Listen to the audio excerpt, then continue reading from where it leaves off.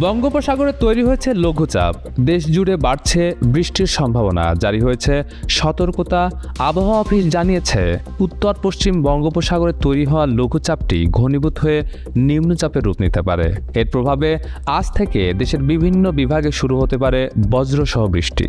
চট্টগ্রাম, কক্সবাজার, মোংলা ও পায়রা 4টি সমুদ্র বন্দরকে 3 নম্বর সতর্ক সংকেত দেখাতে বলা হয়েছে।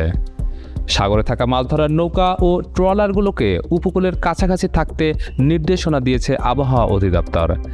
আজ এবং আগামীকাল ময়মনসিংহ, ঢাকা, খুলনা, বরিশাল, চট্টগ্রাম ও সিলেট বিভাগে হতে পারে দমকা হাওয়াসহ মাঝারি থেকে ভারী বৃষ্টি। খুলনা, বরিশাল ও চট্টগ্রামে কোথাও কোথাও অতি ভারী বর্ষণের সম্ভাবনাও রয়েছে।